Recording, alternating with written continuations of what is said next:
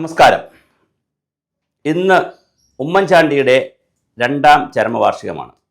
അതിൻ്റെ ഭാഗമായി പുതുപ്പള്ളിയിലും അതുപോലെ തന്നെ കേരളത്തിലെ വിവിധ ഭാഗങ്ങളിലും ധാരാളം യോഗങ്ങളും അനുസ്മരണ സമ്മേളനങ്ങളൊക്കെ നടക്കുന്നു. പുതുപ്പള്ളിയിൽ രാഹുൽ ഗാന്ധി വരുന്നുണ്ട്. അപ്പോൾ ഒരുപാട് കാര്യങ്ങൾ നടക്കുന്നു. പക്ഷെ എന്നെ ആകർഷിച്ചത് അല്ലെങ്കിൽ ഞാൻ പറയാൻ പോകുന്ന അതൊന്നുമല്ല. ഉമ്മൻചാണ്ടി എന്ന കോൺഗ്രസ് മുഖ്യമന്ത്രിയോട് അങ്ങനെ ആഭിമുഖ്യമുണ്ടാകേണ്ട കാര്യമില്ല. കാരണം ഞാൻ രാഷ്ട്രീയ പ്രവർത്തകനല്ല. അതുകൊണ്ട് എനിക്ക് എല്ലാ മുഖ്യമന്ത്രിമാരും എനിക്ക് തുല്യമാണ്. എന്നാൽ വി.എസ്. അച്യുതാനന്ദൻ്റെയും ഉമ്മൻചാണ്ടിയുടെയും മുഖ്യമന്ത്രി ആയിട്ട് അവർ രണ്ടുപേരും ഉള്ളപ്പോൾ ഞാൻ സിസ്റ്റത്തിൽ പ്രവർത്തിച്ചിരുന്നു. ഉമ്മൻചാണ്ടിയുടെ ഏറ്റവും വലിയൊരു പ്രത്യേകതയായി ഞാൻ കണ്ടിരിക്കുന്നത്, ഒന്ന്, അദ്ദേഹം വളരെ വലിയ ലാളിത്യമുള്ള ആളാണ്. അതുപോലെ തന്നെ കരുണ എന്ന് പറയുന്നത് അദ്ദേഹത്തിൻ്റെ ജീവിതത്തിലുണ്ട്. അദ്ദേഹം ഒരു പ്രവാചക തുല്യനായിട്ടാണ് ഇവിടെ ഭൂമിയിൽ ജീവിച്ചത്. കേരളത്തിൽ അദ്ദേഹത്തിൻ്റെ ജനസമ്പർക്ക പരിപാടിയിൽ 10 മണിക്കൂർ, 12 മണിക്കൂർ, 15 മണിക്കൂറൊക്കെ ഒരേ നിപ്പിൽ നിന്ന് ഫുഡ് പോലും കഴിക്കാതെ, പലപ്പോഴും വെള്ളം പോലും കുടിക്കാതെ അദ്ദേഹം ആളുകളുടെ ആവലാതി കേൾക്കുകയും പരമാവധി പരിഹാരമുണ്ടാക്കുകയും ചെയ്തിട്ടുണ്ട്. അദ്ദേഹം ഓരോ മന്ത്രിസഭാ യോഗത്തിലും കോടിക്കണക്കിന് രൂപയുടെ അല്ലെങ്കിൽ ലക്ഷക്കണക്കിന് രൂപയുടെ ആനുകൂല്യങ്ങളാണ് ദുരിതാശ്വാസ നിധിയിൽ നിന്ന് ആളുകൾക്ക് കൊടുത്തുകൊണ്ടിരിക്കുന്നത്. ഏത് ആപ്ലിക്കേഷൻ കിട്ടിയാലും അതിൻ്റെ മെരിറ്റ് പരിശോധിച്ച് കൃത്യമായി കൊടുക്കുന്ന സംവിധാനമുണ്ട്. അദ്ദേഹത്തിൻ്റെ ഓഫീസ് നിറയെ എപ്പോഴും ആളുകളാണ്. അദ്ദേഹം 24 മണിക്കൂറും ഓഫീസ് പ്രവർത്തിപ്പിച്ചിരുന്ന മുഖ്യമന്ത്രിയാണ്. ഒരു ദിവസം മുഖ്യമന്ത്രിയുടെ ഒരു ഫംഗ്ഷന് വേണ്ടി മുഖ്യമന്ത്രിയെ വിളിക്കുന്നതിന് വേണ്ടി ഞാനും മറ്റൊരു വകുപ്പിൻ്റെ ഡയറക്ടറും കൂടി മുഖ്യമന്ത്രിയുടെ ഓഫീസിൽ ചെന്നു. അപ്പോൾ സന്ധ്യയ്ക്ക് ചെന്നപ്പോൾ, കുറച്ച് താമസിച്ച് വരുവുള്ളൂ, പരിപാടി കഴിഞ്ഞ് എന്തായാലും ഓഫീസിൽ വന്നിട്ടേ പോകൂ, കുറച്ച് ലേറ്റായിട്ട് നിങ്ങൾ വരൂ. അങ്ങനെ ഞങ്ങൾ ഓഫീസിൽ തുടർന്നു. രണ്ടുപേരും ഒരു പർട്ടിക്കുലർ സമയം കഴിഞ്ഞപ്പോൾ ഞങ്ങൾ വീടുകളിൽ പോയി. 10 മണി കഴിഞ്ഞപ്പോൾ ഞങ്ങൾ വീടുകളിൽ പോയി. പക്ഷേ 11 മണിക്ക് വിളിച്ചപ്പോൾ മുഖ്യമന്ത്രി ഉടനെ എത്തും എന്നറിഞ്ഞു. അങ്ങനെ ഞങ്ങൾ വീണ്ടും വീടുകളിൽ നിന്ന് 11 മണിക്ക് ശേഷം 12 മണിയോട് അടുക്കുമ്പോഴാണ് സെക്രട്ടേറിയറ്റ് ചെല്ലുന്നത്. അപ്പോൾ ശരിക്കും പറഞ്ഞാൽ താഴെ ലിഫ്റ്റിൽ ഞങ്ങൾ ചെല്ലുന്ന സമയത്ത് തന്നെയാണ് CM അവിടെ എത്തുന്നത്, ഉമ്മൻചാണ്ടി എത്തുന്നത്.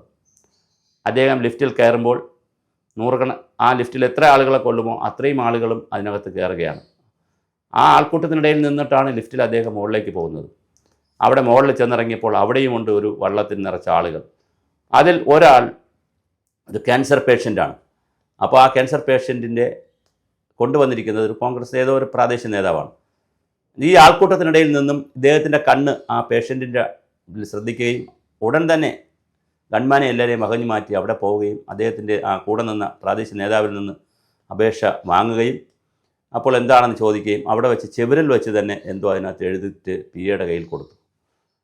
അത് കൺസർ ചെയ്യാനാണ് എന്ന് പിന്നെ ഞാൻ മനസ്സിലാക്കി. അതുപോലെ ഇദ്ദേഹത്തിൻ്റെ വീട്ടിൽ ഔദ്യോഗിക ജോലിയുടെ ഭാഗമായി തന്നെ ഇദ്ദേഹം MLA ആയിരുന്നപ്പോൾ, ഉമ്മൻചാണ്ടി MLA ആയിരുന്നപ്പോൾ നിരവധി വർഷങ്ങൾക്ക് മുമ്പ്, കുറേ വർഷം, ഒരു 10-40 വർഷം മുമ്പാണ്, 30-35 വർഷം മുമ്പ് ഞാൻ പുതുപ്പള്ളിയിൽ പോയിട്ട്, അപ്പോൾ സാധാരണ ഞങ്ങൾ സർവേക്കൊക്കെ പോകുമ്പോൾ MLA-മാരെ വീടുകളിലും പോകാറുണ്ട്. അങ്ങനെ MLA-യുടെ വീട്ടിൽ എന്നുള്ള നിലയിൽ പുതുപ്പള്ളി വീട്ടിൽ ചെന്നപ്പോൾ അവിടെ ചെന്ന് കയറിയപ്പോൾ തന്നെ കുറേ കുട്ടികൾ എന്നെ പരിചയപ്പെട്ടു. അവർ എന്നോട് പറഞ്ഞത്, എന്തെങ്കിലും സാറിന് സാധിക്കാനുണ്ടെങ്കിൽ നമ്മൾ കുഞ്ഞുഞ്ഞിനോട് പറയാം. അപ്പോൾ എല്ലാവരുടെയും കുഞ്ഞുഞ്ഞാണ്. അവിടെ നിറച്ചാളുകളാണ്. ഒരു തമാശ പറയാറുണ്ട്, ഉമ്മൻചാണ്ടിയുടെ ബെഡ്റൂമിൽ പോലും കോൺഗ്രസ് പ്രവർത്തകരെ കൊണ്ട് നിറയും ഓരോ ആവശ്യങ്ങൾക്ക് വരുന്നത്. അതുപോലെ സാധാരണക്കാരുടെ ജീവിതത്തെ ഇത്രമാത്രം കണ്ടറിഞ്ഞിട്ടുള്ള, അവരൻ്റെ ജീവിതം, അന്യൻ്റെ ജീവിതം സ്വന്തം ദുഃഖമായി കാണുന്ന, കീറിയ ഷർട്ടിട്ടുകൊണ്ട് ഓട്ടോറിക്ഷയിൽ കയറി, സൈക്കിളിൽ കയറി, ബൈക്കിൻ്റെ പുറകിൽ കയറി രാഷ്ട്രീയ പ്രവർത്തനം നടത്തിയിരുന്ന അമാനുഷ്യനാണ്. അങ്ങനെ ഒരാളെ ഇനി നമുക്ക് കിട്ടുകയില്ല.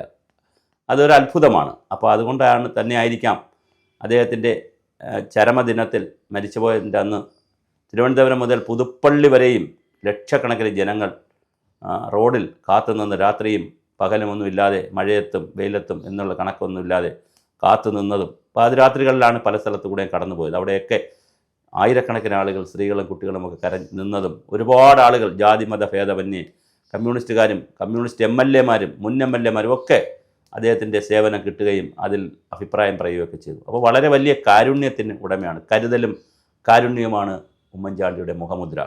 നമുക്കങ്ങനെ ഒരു മുഖ്യമന്ത്രി ഇനി ഉണ്ടാവുമോ എന്നുള്ളത് വളരെ പ്രശ്നമാണ്. വ്യക്തികളാണ് കാര്യങ്ങൾ. അപ്പോൾ അതുകൊണ്ട് തീർച്ചയായിട്ടും നമുക്ക് ഇത് വളരെ വലിയ പാഠമാണ് നമുക്ക് നൽകുന്നത്. മുഖ്യമന്ത്രിമാർ ആയിരിക്കുന്ന ആളുകൾ, രാജാവായിരിക്കുന്ന ആളുകൾ ജനങ്ങളിലേക്ക് പോവുകയും ജനങ്ങളിൽ നിന്ന് പഠിക്കുകയും ജനങ്ങൾക്ക് വേണ്ടി പ്രവർത്തിക്കുകയും ചെയ്യുന്നത് ഒരു അമാനുഷമാണ്. ഒരുപക്ഷെ അതിൻ്റെ കൂടി ഒരു ജനാധിപത്യപരമായ അതിൻ്റെ കൂടി ഒരു പശ്ചാത്തലത്തിലായിരിക്കാം പിന്നെ ഈ സരിതാ വിഷയമൊക്കെ വന്നത്. അല്ലെങ്കിൽ പിന്നെ നാമമാത്രമായ, അല്ലെങ്കിൽ ഒരു പറഞ്ഞു വരുമ്പോൾ എത്ര കോടി രൂപയുടെ കണക്ക് വരും, അത്രയും കോടി രൂപയ്ക്ക് വേണ്ടി ഒരു മുഖ്യമന്ത്രി, പ്രത്യേകിച്ച് ഉമ്മൻചാണ്ടി പോലൊരു മുഖ്യമന്ത്രി ഇങ്ങനെയൊക്കെ ചെയ്തു കൊടുക്കാൻ തയ്യാറാവുമോ? എന്തെല്ലാം രൂപത്തിലാണ് അദ്ദേഹത്തെ മോശമാക്കിയത്. ജുഡീഷ്യൽ കമ്മീഷൻ്റെ മുന്നിൽ ചെന്ന് എത്ര മണിക്കൂറാണ് അദ്ദേഹത്തിൻ്റെ നിരപരാധിത്വം തെളിയിക്കാൻ അദ്ദേഹം ചെന്നിരുന്നത്. ഇതൊക്കെ ഒരു മനുഷ്യായുസിൽ നമുക്ക് സാധ്യമാണോ? തീർച്ചയായിട്ടും ഉമ്മൻചാണ്ടി എന്ന് പറയുന്നത് ഒരു അത്ഭുതമാണ്. ഞാനീ പറഞ്ഞ പോലെ ഫയലുകൾ കൈകാര്യം ചെയ്യുന്നതിൽ, പിന്നെ അതുപോലെ അദ്ദേഹത്തിൻ്റെ കയ്യിൽ വളരെ ചെറിയ ഡയറി സ്വന്തം കയ്യിലുണ്ട്, വളരെ ചെറുതാണ്, ഒരു പോക്കറ്റ് ഡയറി. അതിനകത്താണ് അദ്ദേഹം കുരൂര എഴുതി വെക്കുന്നത് ഈ അപ്പോയിൻമെൻ്റൊക്കെ. അതിനകത്ത് എഴുതി പിടിപ്പിച്ചാൽ നമുക്ക് ഡേറ്റ് കിട്ടിയെന്ന് ഉറപ്പിക്കാം. അപ്പോൾ മൊബൈൽ ഫോണിനപ്പുറം, സംവിധാനങ്ങൾക്കപ്പുറം വളരെ ലാളിത്യത്തോടു കൂടി ഒരു കുഞ്ഞ് ഡയറിയുമായി നടക്കുന്ന കുഞ്ഞു വളരെ അത്ഭുതമാണ് നമുക്ക്. തീർച്ചയായിട്ടും ഞാൻ പലവട്ടം സംസാരിച്ചിട്ടുണ്ട്, ഒഫീഷ്യൽ കാര്യങ്ങൾക്കാണ്. അപ്പോഴെല്ലാം വലിയ ആശയങ്ങളാണ് പറയുന്നത്. അപ്പോൾ തീർച്ചയായിട്ടും വളരെ വലിയ ഒരു നഷ്ടമാണ് കേരളത്തിന് ഉമ്മൻചാണ്ടിയുടെ മരണത്തിലൂടെ ഉണ്ടായിട്ടുള്ളത്. മരണം എല്ലാവർക്കും വരും, പക്ഷേ ചിലർ ജീവിക്കുന്നത് മരണത്തിന് ശേഷവും ജീവിക്കും. അങ്ങനെ ജനഹൃദയങ്ങളിൽ ജീവിക്കുന്ന വ്യക്തിത്വമാണ് ഉമ്മൻചാണ്ടി. ആയിരക്കണക്കിന് ലക്ഷക്കണക്കിന് ആളുകൾക്കാണ് ഉമ്മൻചാണ്ടിയുടെ ചികിത്സാ സഹായവും ദുരിതാശ്വാസ സഹായങ്ങളും എല്ലാം കിട്ടിയിട്ടുള്ളത്. അപ്പോൾ തീർച്ചയായിട്ടും രാവിലെ ആദ്യത്തെ വീഡിയോ ഇത് തന്നെ ആയിക്കോട്ടെ എന്ന് വിചാരിച്ചിട്ടാണ് ഉമ്മൻചാണ്ടിക്ക് വേണ്ടി ഒരു വീഡിയോ ചെയ്തത്. എന്തായാലും അദ്ദേഹത്തിൻ്റെ ആത്മാവിന് നിത്യശാന്തി കിട്ടട്ടെ. അദ്ദേഹത്തിൻ്റെ ഓർമ്മകളും അദ്ദേഹത്തിൻ്റെ പ്രവർത്തനങ്ങളും ആ പ്രവർത്തന ശൈലിയുമൊക്കെ നാട്ടിൽ കൊണ്ടുപോകുക എന്നുള്ളതാണ് കോൺഗ്രസ്സുകാരുടെ ചുമതല. പ്രത്യേകിച്ച് മകൻ ചാണ്ടി ഉമ്മൻ MLA ആണ്. അപ്പോൾ തീർച്ചയായിട്ടും ആ രാഷ്ട്രീയത്തിലുണ്ട് അവരുടെ കുടുംബം. ഇപ്പോൾ അവർ ഉമ്മൻചാണ്ടി സ്മാരക സമിതിയൊക്കെ ഉണ്ടാക്കിയിട്ടുണ്ട്. അപ്പോൾ തീർച്ചയായിട്ടും അവർക്ക് ഒരുപാട് സാമൂഹ്യ സേവന പ്രവർത്തനങ്ങൾ നടത്താൻ കഴിയും. അതും വലിയ കാരുണ്യമാണ്. ഞാൻ ഒരു കാര്യം കൂടെ പറഞ്ഞ് അവസാനിപ്പിക്കാം. അദ്ദേഹത്തിൻ്റെ വീട്ടിൽ രോഗമായി ആരെങ്കിലും ചെന്നാൽ, ആ ഡോക്ടറുടെ പ്രിസ്ക്രിപ്ഷനുമായിട്ട് ചെന്നാൽ, ആ പ്രിസ്ക്രിപ്ഷനോടൊപ്പം ഒന്നുകിൽ പ്രിസ്ക്രിപ്ഷനിൽ ആ ഡോക്ടർ കൊടുത്ത ആ ചീട്ടിൽ, മരുന്ന് എഴുതിയിരിക്കുന്ന ചീട്ടിൽ, അല്ലെങ്കിൽ മറ്റൊരു വെള്ള പേപ്പറിൽ ഈ വരുന്ന ആളിന് കൂടി മരുന്ന് കൊടുത്തേക്കണം എന്ന് പറഞ്ഞ് എഴുതി, അല്ലെങ്കിൽ മരുന്ന് കൊടുക്കണമെന്ന് എഴുതി